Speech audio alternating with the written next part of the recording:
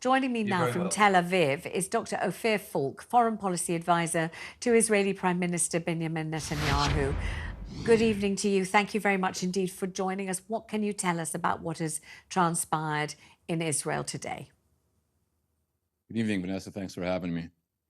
What can I tell you? We are in the first stage of accomplishing one of the main goals, or one of the two main goals of this war. One is to free the hostages, and two is to destroy Hamas. And we are going to achieve both of those goals. We know that this has been a very delicate and fragile maneuver to negotiate. We know that in exchange for the 24 hostages, Israel has had to release 150 Palestinian prisoners from Israeli jails. We know that everything hung in the balance, and really people's hearts were in their mouths all over the world, waiting to see whether this would be brought about. Do you feel confidence that now the structure for release of hostages is up and running, and we've seen it happen today, that the same thing will happen for the next 3 days? Well, we'll take it step by step, and we'll see what happens. Clearly, we want all of the hostages released, and we're going to get all the hostages released. In this first tranche, we're going to get at least 50 released. That's what we expect, and for those 50, we'll release 150 terrorists, prisoners. And we hear about the warfare in Gaza moving south. We hear that the centre in Gaza City was not necessarily as densely packed with Hamas as maybe had been anticipated. And in fact, there's a presence down south that maybe hadn't been expected to be there. At least that's what we're hearing. Obviously, we're not appraised of the details of Israeli military strategy, nor should we be. But is it true that the action is moving down south now? Well, we are currently now in a pause for humanitarian purposes to get our hostages out. Once that pause is over, we will continue the mission of destroying Hamas. The IDF has been able to achieve unprecedented achievements, unprecedented in modern military history. Nobody or few believed that the IDF would go into Gaza after October 7th. Even our best friends, some of our best friends even urged us not to do so. The IDF went into Gaza. Many doubted that we would go into the terror tunnels to get to these terrorists in the tunnels. We went into the tunnels. Few believed that we would go into their command and control centers within the hospitals. That's exactly what we did.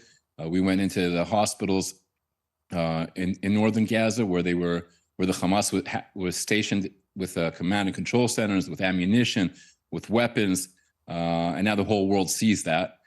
And we'll do whatever it takes to destroy Hamas, and that's exactly what we're going to do.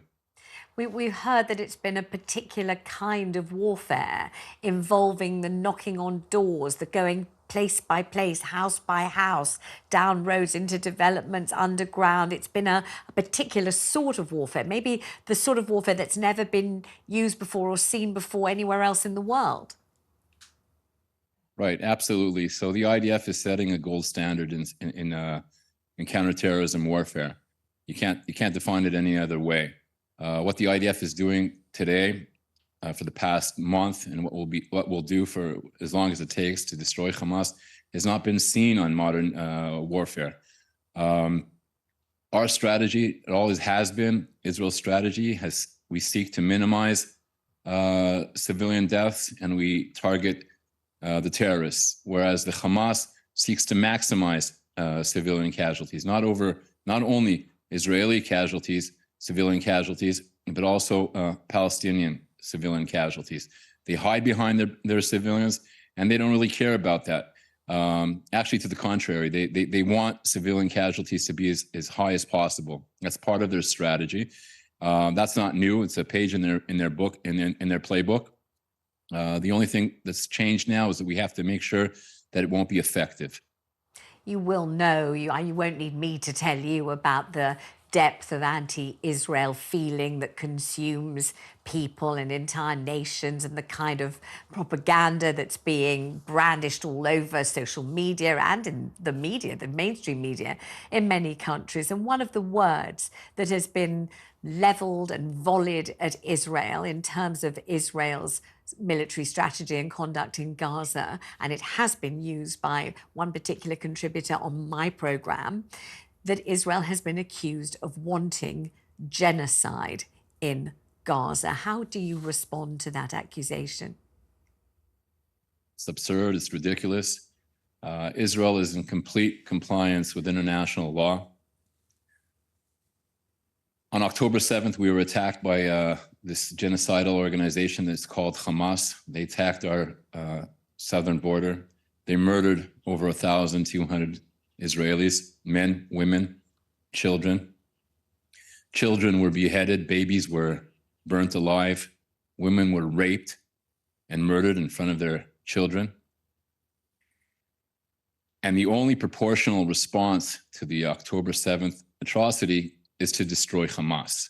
Anything less than that would not be proportional. Not only that, they have the Hamas has said that they will do the October 7th atrocities time and again and again and again. So we have to prevent Hamas from attacking anybody in the future. Anything less than that is not proportional. Now, in the course of prosecuting this war against Hamas, we are making a clear distinction between civilians and terrorists. The IDF targets terrorists and we seek to minimize civilian casualties. That is our strategy. The Hamas, on the other hand, seeks to maximize civilian casualties, Israeli casualties and Palestinian casualties. That's their strategy. We cannot let that to be effective. Obviously, any civilian casualty is a tragedy. All civilian casualties are on Hamas's hands. Now, Israel is setting, as I said, a gold standard in military warfare, and I'm very proud of that. Some people have suggested that Israel can't, nobody can eradicate Hamas because Hamas is not so much a people or an entity, but is an ideology, and that you can't stamp out a belief or a mindset or a philosophy. How do you do that? So they're suggesting that there is no end game for Israel, that Israel is fighting and fighting, but there's no idea of how this is ever going to end, the day on which you say, okay, we've eradicated Hamas, goodbye, and go back to Israel again. Do you see there is an end game? And if there is, how do you achieve it? Absolutely. I understand that argument, but it's important to understand that terrorism does come to an end. All terrorist organizations, or almost all terrorist organizations, come to an end. ISIS came to an end, and so will Hamas. Hamas was established in 87, less than 40 years ago, and they will come to an end by 2024. The Jewish people have been around here for almost 4,000 years and will be here forever. That I can guarantee you. Hamas will be destroyed. That is our mission. The Israeli people are fully united behind that. The government is fully united behind that. The war cabinet, Prime Minister Netanyahu's war cabinet is fully behind that. And that's what's going to happen. We are going to destroy Hamas. Now, what is going to happen the day after Hamas? Many people ask, what's going to happen the day after Hamas? Well, I would think it's like I would call it a 3D model. One, we will destroy Hamas. Two, we will demilitarize Gaza. The 360 square kilometers on our southern border will be demilitarized in such a manner that there will be no threat to Israel from our southern border. And three, and probably I think it's the most important element, Gaza and the Palestinian society needs to be de-radicalized. It must be de-radicalized so that school children will not be taught to cherish death and to kill Jews. That people that go to mosques will not be preached to murder Jews. And that the mass media in that area will not manipulate the minds of the people. That will happen. Once that happens, once de-radicalization happens there, it will be rebuilt. Gaza will be rebuilt and there will be hope for peace. I mean, I just would wonder how you do that. How do you deprogram an entire nation? How do you change the mindset, the focus, the ambition of people who have been raised to believe a certain thing and think it is the right thing? Certainly, that that is a challenge that we have to meet. The international community has to meet that. It has been done before. It's after World War II. It happened in Germany. It was denazified. It happened in Japan. Who would ever believe in 1944 that Germany and Japan would be the strongest allies or very strong allies of the United States, which they are today?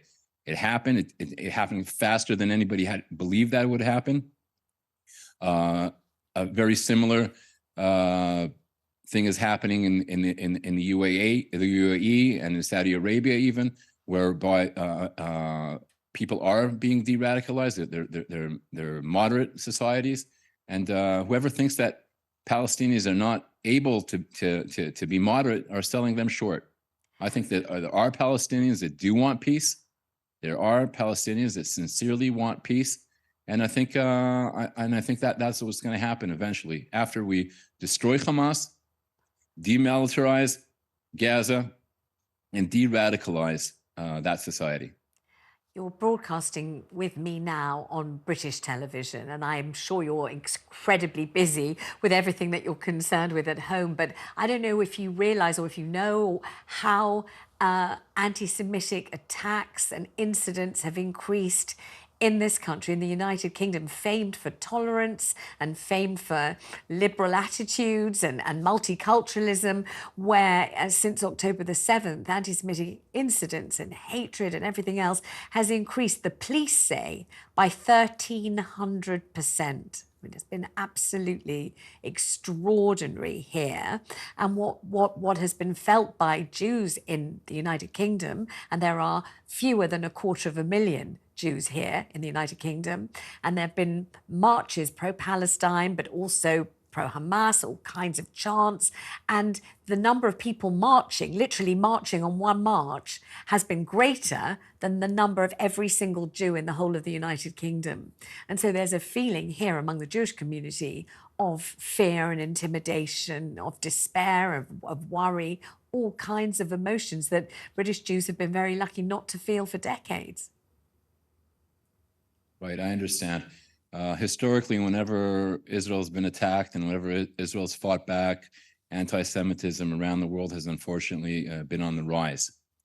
I think a lot of these people that are demonstrating against Israel are simply misinformed, and it's our job to inform them better.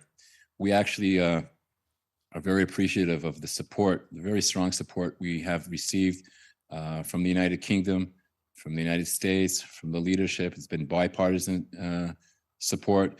Just the other day, the foreign secretary or foreign minister of the UK visited Israel and met with our prime minister. It was an excellent meeting. We appreciate the support. The British government has been strongly behind this understanding that we need to destroy Hamas. They supported us, and we thank them. Not only moral support, but also material support, both from the UK and from the US and from the other allies around the world.